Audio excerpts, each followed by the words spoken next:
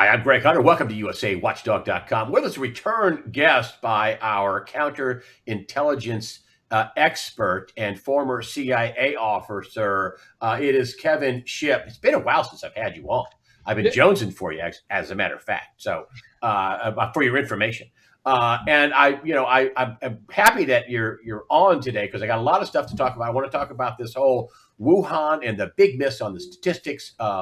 And I want to talk about what happened to the economy, which I think is the point of it. I want to talk about and mainstream media and its ties to China and all this other stuff and what they're doing. And also William Barr, the big bomb he dropped out on the big bomb and then the stink bomb that he didn't talk about on Laura Ingraham on Fox this week. But let's start with, wow, we were going to have 2.2 million people. The president came out and said, hey, two very important people came into his office and told him to lock down the economy or 2.2 million Americans would die. Big miss. Let's start there. And the two people who came into his office, go.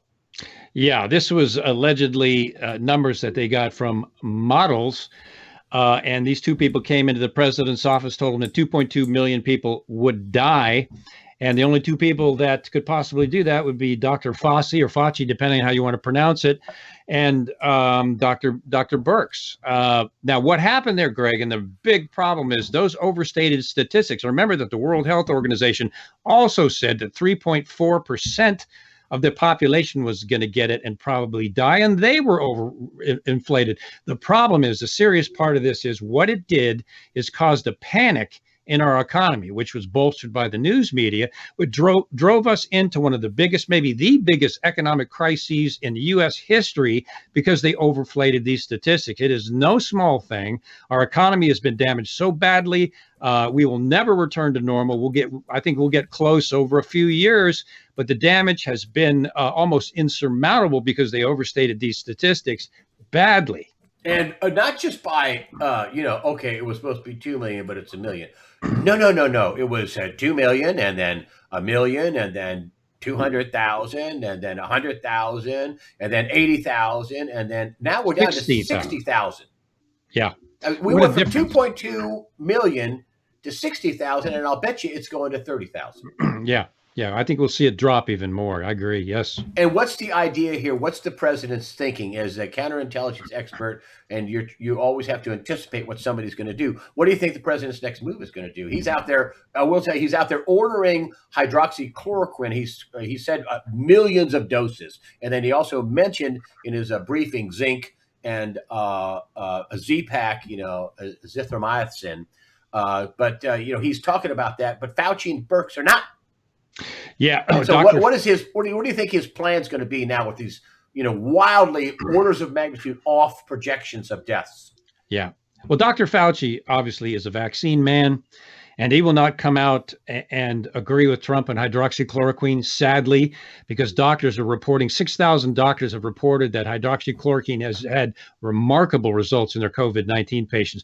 But Fauci is staying away from that. He's a global vaccine man. That's probably why. But the point I want to make is Donald Trump is a brilliant strategist. At first, he had to let them go to show that he was handling this pandemic using experts. Well, it turns out now that those experts models, and they're saying now, Dr. Birx came out and said, well, now we have to look at the models of the models, if you could imagine that. But Trump as a strategist, I think, is doing this. As he watches the actual numbers go down, we're down to 60,000 from 2.2 million. That is bolstering. He's sitting back, waiting for it to bolster his solid case that, okay, the numbers were way off. Let's talk about reopening the economy and saving this country from economic destruction. The numbers are way down. I think he may wait for them to go down a little bit more, but then I think he's going to act and say, okay, I gave everybody time. We got the experts to talk about us. The numbers weren't right. We're losing our economy. The numbers are way down. 60,000 may go lower. Let's get back and open the economy with some parameters like quarantining high-risk groups, something like that. So I think that's what he's doing. I think he's going to be. He thinks he's probably shooting for the end of April, is what I'm thinking. I think so too. Yeah, I agree. Because if this thing goes down another, and the other thing that they're doing is that the numbers are trying to make the numbers not go down. Now they're saying that they're wanting to count everything as a COVID-19 coronavirus China virus death. Explain why are they doing? What's going on? What they have done, which I think is frankly dishonest, is they're including in these statistics of COVID infected people what are called presumptive cases. A presumptive case is someone that has not been tested or tested positive for COVID yet, but they have pneumonia or they have some other condition, even the flu that looks like COVID, and they lump those numbers in with the numbers that they're reporting, presumptive cases, which has not been proven, which has also inflated the data. Why? Well, that they're creating I think they're erring on the side of, well, let's get people to panic, and so we'll take more effective measures so we don't shoot too low. And in doing so, they went way over the horizon with their figures. I don't think it's an intentional act of dishonesty. I think it's just an intentional act of negligence where they're trying to get their heads around this thing. They can't count every COVID patient, so they're counting presumptive cases that may not have COVID-19 at all and lumping them in with the figures. Even with that, the numbers are way down. Yeah, the right. actual death numbers. And listen, Right. I don't want to discount people who have died with this. This Right. is, if you're Yeah, the wrong absolutely. person, the wrong profile, this is a death sentence. This is It's awful. terrible. But yeah, I wonder how many of the people that died got hydroxychloroquine. Yeah, that's another And that's issue. another thing that the doctors were out. Fauci's disagreeing with Trump and disagreeing with thousands of other very qualified doctors who are involved in Yeah. studies. Incidentally, Stanford Yeah. University is involved in a study in France, and they've got, this is not like some tinfoil hat thing. Yep. This is major science that's indicating Yep. a major green light to that. There's not a downside. Right. It's absolutely. I think it's criminal. And these are doctors. There's no downside, so why wouldn't you try it? Yeah. These are doctors that are not standing behind a podium in the White House. These are doctors that are seeing these cases on the ground, almost miraculously recover, sometimes in 3 days, by the use of hydroxychloroquine. And as Trump has said himself, there are no ill effects by taking that particular drug. It's been out there and approved for malaria for decades and decades. Now, if you take it over the long term, yeah, you probably have some problems with liver and stuff. But in the short term, there are no ill effects, no bad side effects. So why not take it when doctors are saying that it's improving their patients, and a study has come out saying that? And my only opinion there is that Dr. Fauci is a vaccine man, and he won't touch hydroxychloroquine, claiming, well, there's no real, we haven't got the scientific data in yet. Well, yes, we have, and we've gotten information in from 6,000 physicians that has said it has dramatically cured their patients. So Trump is right on that. The problem also with it, Greg, is that our good old mainstream media is because they hate Trump and everything he does. So they're downplaying hydroxychloroquine, accusing Trump of having blood on his hands for telling people to take it. So the mainstream media is joining in the propaganda to keep people from taking a drug that actually is saving lives.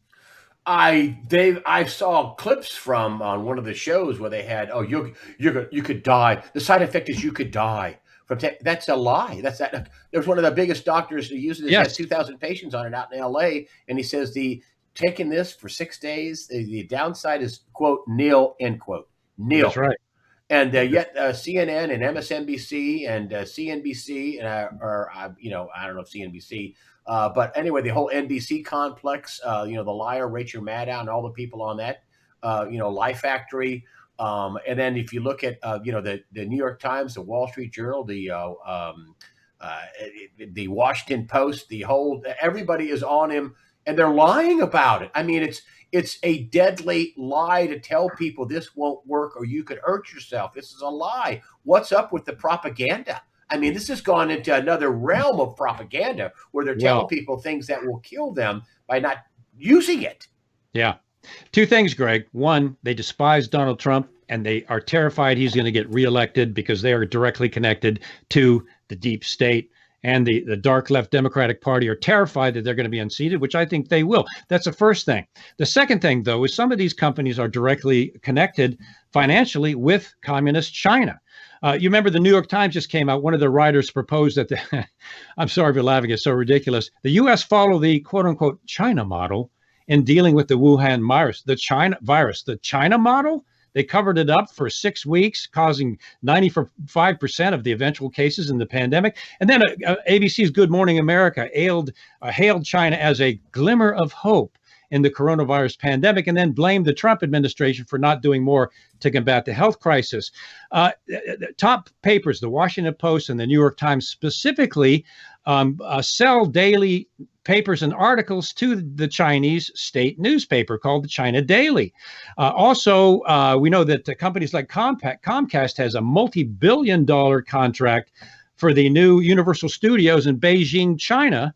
And we know Comcast owns several of the mainstream media news outlets. So they are puppeting Chinese propaganda. Point number one is they want to bring down Trump because of it. And point number two is they have direct financial connections to communist China. These are all these companies. I guess Disney wants to have their theme park in China, right? Yeah, Do they have one in China?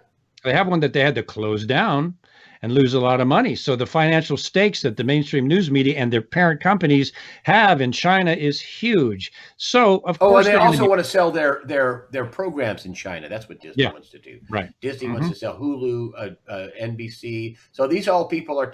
So you're saying that our mainstream media has financial ties to China? Yes, that's exactly what I'm saying. Yes, especially Comcast. And then our university system has financial ties to China. My goodness, there have, I think, been 10, several of them Harvard professors, we find out. And as a former espionage investigator, now I knew this was going on back when I was in the counter-espionage group, and the then government, especially the State Department, was doing nothing about it.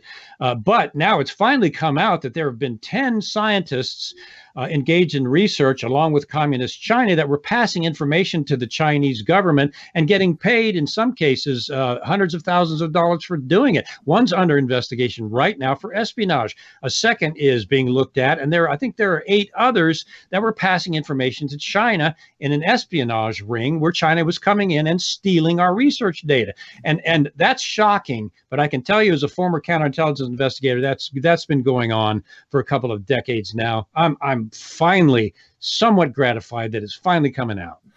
I've said on my weekly news wrap up that, no matter what you think about China, this virus, it's a bioweapon, it's not a bioweapon. People are suing.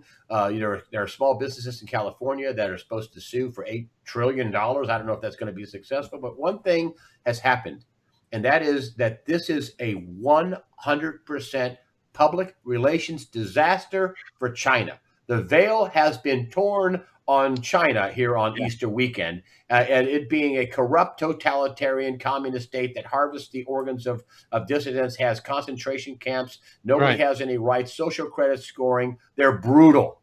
That's right. And that's what's been coming out about China. Is that a good place to build Chevys? No, Mary Barra, is that a good place to build Chevys, honey? You would think not. And we wish they would have. These human rights violations have been well documented for a few decades now. These companies knew that when they went in there and started businesses for cheap labor. No, it's not a good place for U.S. companies to be at all. It's a communist government. It's a totalitarian, as you said, brutal government, for goodness sake. But they wanted to get in to get cheap labor and big bucks. How is that working out for them now? Huge mistake. So isn't this also a public relations debacle for U.S. companies building things there? It is. It is huge. Now they've got to make a decision. Some of them, China has a stranglehold on right in the middle of their building projects. Others, there's talk of them pulling out. As a matter of fact, Japan just announced that it's spending I think, $200 billion. Japan has now come out with a statement that they are going to remove all of Japanese business from China and farm it out either to Japan or other countries. That's a huge blow to the Chinese economy, as our trade war was, and as U.S. companies and other Western nations pulling out. China was already heading for a collapse. This is just going to make that worse exponentially. So China's in real financial trouble because of what the communist government did. Could this lead to war? I mean, could China, want to cover up the disaster that is in its economy, and could this end up being a overt or covert war fought by proxies? In my opinion, having looked at this in the past, a lot of the major wars in the world have been started over serious economic disputes. The Chinese economy, as you and I know very well, is already on the verge of collapse. This whole thing is going to drive the Chinese economy down even further. Chinese news outlets have come out and said that they have a quote-unquote people's war with the United States already. China is going to be in a desperate situation here, especially if the United States decides it wants to call the $1 trillion debt we owe to China. We know that China's been building up its military. We know that China considers the United States its number one enemy. We know that China wanted to be the chief economic power. Now there's going to be severe financial economic problems in China. What are they going to do? They're going to try to escalate to survive. And I think that's going to happen through proxies, first of all. But my concern is if and when that doesn't work, that China may, in desperation, escalate this close to war. And then it comes down to a real foreign policy issue with the Trump administration because China is going to be desperate. And when countries are economically desperate, history shows they go to war. Wow.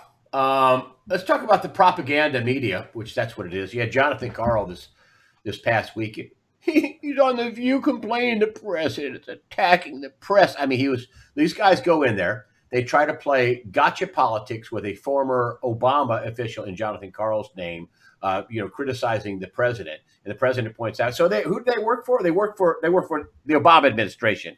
And, he says, you're a terrible reporter. You're a third-rate reporter. And he's like, listen, you go after him, and you're not there to get information and objectively report on the president.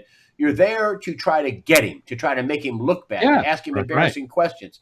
That's all. And listen, it's not that you can't ask somebody hard questions that you need to ask, but this whole deal is just a propaganda thing. Tell me about the propaganda, the press room in there. They got rid of Michelle Rion at One American News, the press association, because they want to get the truth out. The White House press corps, the White House propaganda corps. Tell me about what the press has turned into. You think it's total propaganda, at least the legacy media? Well, the legacy media, you have to look at who owns the media. CNN and Jeff Zucker and others it was caught even saying that their goal was to make sure that Donald Trump is not elected. So this comes down from their ownership to these media, CNN and others. They have become, I think a good term is the Democratic media complex, which is what they are. They're an extension of the Democratic Party, shamelessly. Completely right out where you can see it. They used to hide this. I used to have to watch CNN when I was overseas, and it was a little more hidden, although it was there. Now it's right out in everybody's face. They despise Trump. They are connected directly to the Democratic Party, and they're doing everything they can to try to keep Donald Trump from being reelected. The mainstream media is gone. It's done. It's no longer an information outlet of true journalists to the American people. That's over. And you think they're hurting themselves? They're hurting themselves. Well, we know their ratings are falling. CNN's ratings are falling, and the others. The ratings are going down while other networks like the Epoch Times, in terms of their reporting, and even Fox are going up. So yes, they're hurting themselves. Americans don't like to be lied to, period. And what is finally happening, I think, is Americans are realizing they have to critically think what they're watching on these shows. And that's what's been happening up until now, is they just sit on their couch while they're fed this stuff. Well, that's changing. And the ratings, as I mentioned, of CNN are going down. MSNBC and others are losing viewers by the droves because people are starting to realize that they're no longer giving them the news. It's more of an opinion that they're getting, or a progressive attempt to change people's minds. The CNN I wanted to talk. I used to work at CNN. It wasn't like that when I was there. I was watching the Thursday press briefing. I mean, this is the worst pandemic that's ever hit the country in our lifetime. I mean, I guess the Spanish flu by the numbers was far worse, but by the damage to the economy, this is by far worse. This is Great Depression or greater error stuff, right? So, but CNN didn't take they're not going to put his press briefings on anymore. I mean, is that a news organization? That's unheard of, Greg. Why would a national news organization cut out on the most important briefings, some of them in the history of this country? Why would they do that? It's not logical. It's not rational. It's not a service to the American people. Therefore, it's the Trump derangement syndrome that's happening, because it's not logical what they're doing at all. So they're doing it on purpose because they want to interfere with Trump's election in 2020. In other words, they don't want to give him a platform where he looks good. Right. And the economy. I mean, all this in terms of what was going on. Do you think this was actually the design to bring down the economy? The reason why they were off so much with the ratings. You think that part of this was they wanted to stop the economy? I mean, you look at these governors in Minnesota; they don't want even families, or house to house contact. They got this social distancing. Everything's shut down. It continues to be shut down. Some places like New York, maybe that should be. Other places, it shouldn't. Minnesota, Right. Yeah. Nevada. Yeah. What do you think that they intentionally tried to kibosh the economy? I think no. I think what happened is they are so focused on stopping and getting rid of Donald Trump that was their primary focus. And in doing so, they created a panic. And in doing so, they almost irreparably damaged the U.S. economy. If there's anybody that has blood on their hands, it's the mainstream media for being so focused on getting Trump that they let this pandemic happen and spun the Chinese propaganda, calling it a lot less than it actually was. I think they've got some answers that they've got to give, and then Birx and Fossey and the others who are looking at these models, and we were never told what experts or what scientists were making these models. Never told. Well, now the models failed miserably, and so Dr. Birx came out and said, "Well, we're looking at, as I mentioned earlier, we're looking at the models of the models. In other words, their models are worthless. 2.2 million down to 60,000. Was that intentional? No, I think it was scientists being in a place where they shouldn't have been, physicians setting U.S. policy. No doctor should be in a position of setting U.S. policy. And look what happened. They blew it. And look at the default. I mean, you're looking at major defaults. I'm just reach over here to go to another screen here. You're looking at major defaults that are going to happen. Yeah. Major. For example, AMC theaters laid off 25,000 people, shut down all of the theaters, told everybody to go away, and they stopped making payments. And that's just one a group that hires 25,000 people. I mean, the damage to the economy is going to be is unbelievable. I mean, the idea that we're just going to get back to normal. The bond market is. You see the stock market, the S&P, the Russell 2000, the Nasdaq. You see all that. You don't see the bond market. You just see the 10-year Treasury, the 2, the 10. But the defaults are going to be stunning, are they not? There's not enough government money out there, is there? No, and we no one's addressed the bond markets yet. And as you know, they're a whole lot bigger than the stock market, and that's going to be a whole lot more serious. And there's no question about the fact, just mathematically, that the bond market is going to be hit and hit bad. And then you add into that, once again, there's going to be a massive number of mortgage defaults. Echoing 2008, maybe worse. People are going to default on their mortgages in droves, maybe even more than 2008, but at least similar. So you've got the bond market being hit, the stock market being hit, the mortgage industry being hit, and also the auto loan industry, which is already a bubble. That's going to be hit because people can't afford to pay for their cars and trucks anymore. So they're going to stop their payments there. And this whole thing is snowballing. I mean, here's a headline as we read this on Friday. It says, everyone's blameless. Missed rent and mortgage could spell real estate catastrophe for months or years. People have just stopped, just like the people that owned AMC's theaters. Sorry, boom, we're out. Leases not paying them. Debt not paying it. Salaries not paying it. You're all unemployed. Go away. I mean, that's where we are. Well, it's the rock in the pond ripple effect. When you close something like AMC because you can't pay the rent, you lay off 25,000 people. Those 25,000 people are paying rent or mortgage and have families which they no longer can pay. And the ripple effect goes all the way through the economy. We're not going to recover even close to it for 2 or more years. We will not fully recover in the long term for several years. The damage has been done. There are small businesses that have had to close that will never reopen again. This is a crisis that parallels, and I think personally exceeds the Great Depression in its magnitude, its scope, and the number of people that have been affected. Do you think Trump gets blamed? I'm sorry? Do you think Trump gets blamed?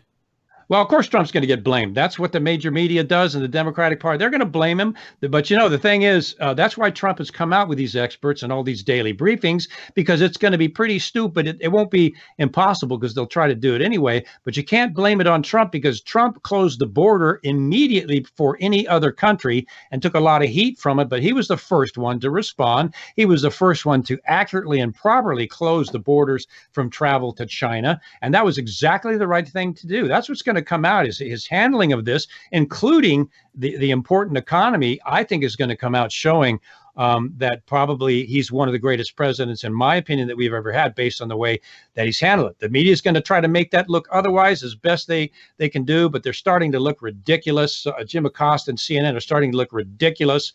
And Trump, being a brilliant strategist, there's a saying I like that says, just when you think Trump is losing, or when you think he's losing, he wins. So I think Trump is handling this properly. I think he's going to be reelected in 2020. And despite the fact they're going to try to take him down and blame this on him, I don't think it's going to work. Yeah, I don't think it's going to stick either, which is why they want to stop the press briefings. He's doing too well, even with their crappy reporters that are trying to get him, and he's spanking them. And you know. Yeah. So, and that's why the American people love him, because he's like the common man's president, and he doesn't put up with press BS or anything else. And I think that's why so many people have become supporters of Trump, even ones that used to be Democrats and independents. All right, so we're going to go on here to William Barr, who was I got a bravo for Laura Ingraham, and I got a what for asking questions. I didn't think she'd ask him about the coup plotters. And dang if she didn't. She did. And he came out and said that basically he said this is hold on, let me get the right quote. Here we go. Let me just get this to be. We're not dealing with just mistakes or sloppiness. There's something far more troubling here. And he basically came out and said, that Durham is going to prosecute people. That's what his goal is, and bring people to justice. So let's start with what Barr said in the interview. We won't talk about what he didn't say, but let's start with that. So he came out and go ahead. What I mean, I was of the mind that it's been so far, so long, no grand juries. Okay, so now he comes out and he obviously did this. He had to say this. He wanted to say this. What's going on with Barr? Looks like he is going to prosecute somebody, which is why I guess John Brennan is freaking out and attacking the president, because he thinks he's in the crosshairs. Go ahead. Yeah, well, kudos to Laura Ingraham, and that's one of the reasons I like Laura Ingraham. Laura is a former attorney, so she does not suffer fools lightly. So kudos to her for bringing Barr on and having him say this on her show. This is remarkable. It's very encouraging. The words that he used specifically, we're not just dealing with mistakes or sloppiness. There's something far more troubling. That's encouraging. He also said there's no basis for the FBI's crossfire hurricane. And lastly, he said, actually, what has happened after the campaign is a whole pattern of events while Trump was president, Trump was president, to sabotage the presidency. So this is so encouraging. Now, we'll know when there's a grand jury. That's the evidence. But he has Durham targeting John Brennan, and that may be the one that is indicted because of the provable things that Brennan has done. He included the Russian dossier into the intelligence community assessment. So did Comey. He pushed Comey into doing the same thing. Brennan has lied to Congress at least twice. He perjured himself in May 2017 when he talked about the dossier. He didn't know the origin of the dossier, when of course he did. He perjured himself before Congress when he said that the CIA didn't spy on the Senate torture report. He lied again to Congress when he said that there was no collateral damage from drones. But the main point is John Brennan was right in the middle of the soft coup against the president of the United States and pushing the FBI to include that into the intelligence community assessment. And then he leaked it to the news media as if it was intelligence. So if there's anybody that is culpable in this, it's John Brennan. And we understand that's where Durham's focus is. So I think there's a real possibility there that John could be in a bit of trouble, and that would be a very, very obvious reason why he's coming out and hammering Trump, because he's scared. Well, could Brennan be doing this without President Obama, knowing he's doing this? I mean, you said that this leads into the White House. Is this why this is taking so long? Because this is going to go all the way to the White House? It would have to. How could you stop with Brennan? Yeah. It has to. When I was in the CIA, one of the things I was involved with was the Presidential Daily Brief. And that is where the CIA collects all of the top intelligence and operations and incidents that are going on around the world. And they put that, there's a whole department that does that, puts it into a briefing booklet that is hand carried and presented to the President of the United States in person. The Presidential Daily Brief would have had Crossfire Hurricane in it. It would have had the dossier in it. It would have had the Russia collusion implicating or pointing fingers at the Trump campaign in it. All of this soft coup that was going on from Brennan and the CIA would have been briefed to Barack Obama every single day. And if you remember Peter Strzok's text comment to Lisa Page, well, the White House is directing this. We have White House attention on this. Well, who's in the White House? That's Barack Hussein Obama. Yeah, this leads directly to Barack Obama. And one of the biggest evidences of that, in my view, is the fact that he received the PDB Presidential Daily Brief every day, showing exactly what Brennan and the FBI were doing. Would something like this have to go all the way up the ladder to the point of origin or the point of approval, which would be, how could Brennan do this without the president approving it? Well, there's two indicators. He couldn't legally. He couldn't. Now, the CIA has done things without informing the president in the past. But in this case, the fact that he involved the FBI in Crossfire Hurricane, then the president, this wasn't an internal CIA op somewhere overseas. This is something that involved the FBI. So it certainly went to the president. There's no doubt about it. So do you think that the probe is going to end up going all the way to the top of the ladder? Well, we're dealing with Washington, and we're dealing with the deep state, and we're dealing with the levels of protection against Barack Obama. But, impossibilities happen. That's where it should go. I would not hold my breath for it. He is culpable. He is behind it. He is directly related to the soft coup against the president. Will they get to the level of Barack Obama? All of us wish in a democratic republic that we have, all of us wish that justice would be done. But Barack Obama is so far at the top of the deep state that I'll be surprised that happens. The other elephant in the room that wasn't brought up, and that was Jeffrey Epstein. I mean, this was the biggest witness in the history of witness protection. He's got the U.S. Marshal Service witness protection experts, and he, on his second attempt for suicide, air quotes here, he kills himself. What? And that wasn't brought up? What's going on? Yeah. Barr's last statement on that was, it was a, quote, perfect storm of screw-ups, end quote. And that's the last we heard anything about it. Now, this was a high-value witness and perpetrator in a huge network of human trafficking that was caught. He was probably one of the most important witnesses because this involved the high-level officials, current and former, in our government. It was a huge case. Any other case, remember El Chapo was surrounded by marshals everywhere he went. And yet Jeffrey Epstein sits in a cell all by himself, first with a 4-time murderer, and then the second time the guards don't show up for 3 hours and there's no camera footage, which has disappeared. I wanted to bring something up. In one of your interviews before, when he was alive, you said the deep state wants him dead. I think those are your answers. They want him gone, is what you said. Want him gone. They want him gone. Yep. And you predicted that, and poof, be gone. Yep. So that's right. So they had all the ability to predict. This wasn't just a bunch of screw ups. I mean, was meant to happen, right? This is intentional. You put all the pieces together, all the evidence together. This is intentional. He was murdered. Do you think, and I just want to kind of play, I don't know what's going on behind the scenes, but at some point, do you think Barr comes to Trump and says, hey, listen, this is a big case. There's national security involved. I can spend a lot of time and money and resources on this all over the world, or I can go after the coup plotters, and I think I can do that one. Do you think it came down to that? And Trump just went, get the people that tried to get me. What do you think happened? Did they have a choice? I mean, obviously, Trump knows this happened. He's not stupid. Yeah. It's a huge case. Sure, certainly. Epstein died. And he obviously knows the coup happened. It was a total hoax, witch hunt, just like you said. So do you think it came down to that? Do you think they made an A? You could choose column A or you could choose column B, but you can't have A and B? Well, I think Trump focused on the Russia collusion investigation and the false impeachment, which are big enough in and of themselves. Trump is just one man. I think, in my opinion, that with the Epstein case, he turned it over to Barr and said, look, you handle this. He had a lot of other things to do. And now Barr is focused on the Russia collusion hoax. So I think that's how it went. But there's another aspect of this, Greg, in my opinion, having been in the belly of the beast.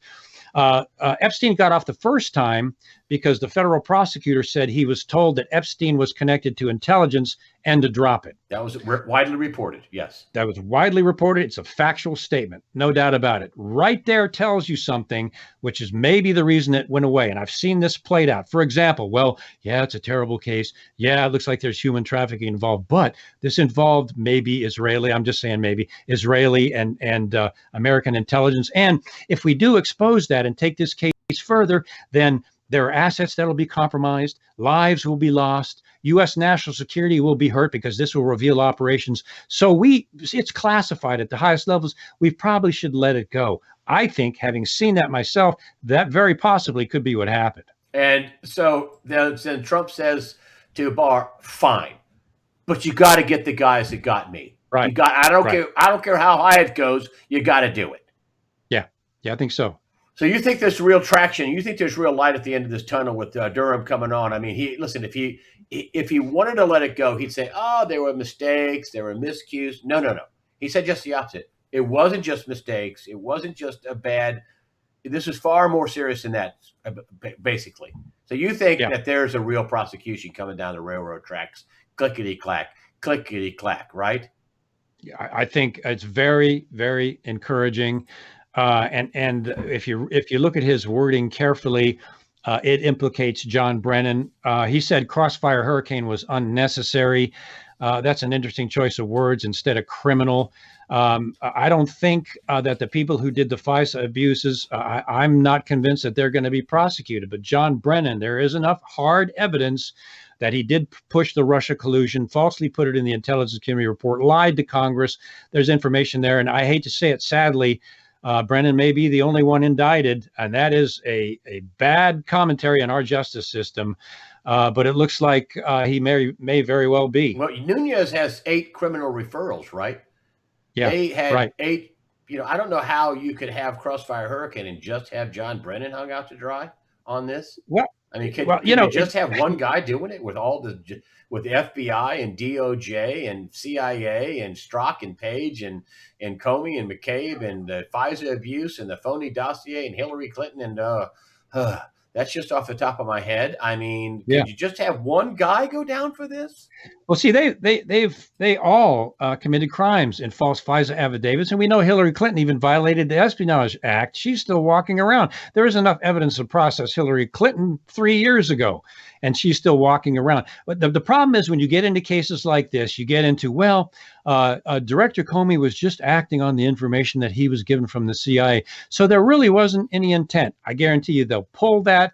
And he may walk because of that. The other FISA people, we were told that there was a serious Russia espionage case going on, and these FISA applications needed to be pushed through as best we could. We didn't do it on purpose. We thought that, and boom, there is their excuse. And this is how the government functions. This is why our justice system is such a sham, but that's what these people are going to pull. And every single one of them should be indicted. But in my opinion, we're not going to see every single one of them indicted. Yeah,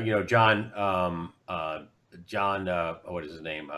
The reporter who came on the air of Hannity and Solomon said they would just do a report. And it's funny that Barr came up and said, well, Durham's doing a report, but that's not his sole focus. Mm-hmm. So Solomon said, well, there's going to be a report. We'll have a good understanding. But Solomon said that there would be few, if any, people go to jail. Evidently, Barr is coming out to refute that. That's what, and you remember you and I were very concerned about Solomon's statement. I mean, that just kind of flew by. Listen, Solomon's a heavy hitter. I'm not criticizing him. Yeah, I don't know. Maybe something changed between the time he said that and Barr coming out. Maybe the president and Barr had a talk and said, hey, you are going to go after these people, right? Or maybe the focus on John Brennan has developed some prosecutable information, and that changed it. Maybe. I don't know. Well, listen, I hope you're wrong, but me too. I know your experience, and you're probably not. But well, I hope I'm wrong too. We don't know. We just don't know what the deals are in the background. We don't know. We do know that Epstein's case is poof be gone. That ain't happening. Yeah. I thought it was funny too. All the people that had claims too against the Jeffrey Epstein estate. Poof. Yeah. Bye-bye. And all the witnesses, all gone. All the witnesses in the first trial were prevented from testifying. I mean, the case just stinks from the very beginning. Yeah, yeah. I mean, he had multiple. He should have gone down. Epstein should have gone down for multiple Yeah, sexual misconduct, yeah. child rape, sex, whatever you want to call it. But that didn't happen now, did it? Someone in a high level in our government protected him from going to trial. Yeah, yeah. I know. I mean, he still got a conviction, but go buy an island, go away. Chief witness dead, chief criminal I know. dead. I just Anyway, Kevin Shipp, thanks for coming on and doing a basically a symposium on all the important, at least some of the more important issues that we're facing this day, and putting your hat on. I want to talk to you about your Patreon account, where you have your intelligence assessment that you have that for pretty cheap for a month. It's, I don't know, $5 a month or something like that. Yeah, You yeah. have something on China that's coming out soon. This is the early Sunday release, so I think it just got released a day or two ago. Tell me about your Patreon account, how people can support you. Start with Patreon. Yeah, they can go to patreon.com/Kevin_Shipp, SHIPP. And what I've done is I do the Ship Intelligence Report every single week, where I dig into things like this. I just dug into every action that China has engaged in, and even the COVID virus itself, in detail on this program that we just posted. So I kind of dig for the backstory of news articles, especially ones that involve the area of being a government watchdog, which I am. And I do that every week on the Ship Intelligence Report. And then on Fridays, I have the politically incorrect news analysis, where I take news and just give my opinion flat out, full bore. And those two are on my Patreon channel. They're kind of my babies. They're kind of my love. And you can also have I'm going to put up at the end of this your Patreon link, your snail mail address, your all the links. Your how to contact you, or how to support you with PayPal. And I think you have something crowdsourced. You have crowdsourced. What else do you have? You have something else too, don't you? Well, no, just patreon.com. I'm also on subscribestar.com, which is another Patreon-like platform people like to go to. A lot of really you also dire have another place to donate to you. Yes, they can go to subscribestar.com. Subscribestar is an alternative to Patreon that some people are going to, and a lot of patriotic type people like that channel more because of that. So I'm on both of those, but it's the same content. It's the Ship Intelligence Report that is on both of those. So I'm doing that as well. And then you also have a PayPal account if people want to. Yeah, they can donate to PayPal. Yes, we take donations on PayPal, and of course, as you know, when I came out and blew the whistle on the CIA, I lost my pension. So we go by and they're at like the heart of what we do. Our Patreon sponsors, our donors, and of course, I do a lot of speaking around the country. That too. Well, not now. So, not now. Well, not now. I've got kind of a break. I was getting kind of worn out, and now looks like there are going to be several months where I'll be sitting here doing these shows, which is great. But yeah, I won't be speaking for probably another 3 months. Which was a source of income for you. That was a source. What's that? I'm sorry. That was a source of income for you. It was. It was. Yeah. Yeah. I started doing most of this pro bono just as a public service, and then it got to the point where I've got to try to support my kids and what happened to them, and we got bills to pay. So, and Patreon's been very good. Our donors have been absolutely wonderful. I get the most wonderful notes, both in the mail and through Patreon and my email site, from people that are just really encouraging. Okay, and all that stuff will be after the interview section. All the ways to donate, Patreon, Great. snail mail, all that stuff's going to be after the interview section. Kevin Shipp, thank you so much. Your website, which you're going to get a new one, but the theme is For the Love of Freedom. I'll put that link up there too, and you have your Shipp's briefs at the top of the page, which you come out almost every day with your take on some major issue or some major news story and your intelligence analysis of it. So it's a good way for people who can go there. I know you're working on the site. We'll talk about that later. Kevin Shipp, thank you so much. Former CIA intelligence officer and patriotic whistleblower. Thank you very much for supporting USA Watchdog by coming on and sharing your analysis and your brain with us. Kevin Shipp, thanks for coming on USAWatchdog.com. Always a pleasure, Greg. You're at the top of my list. Thanks for having me on.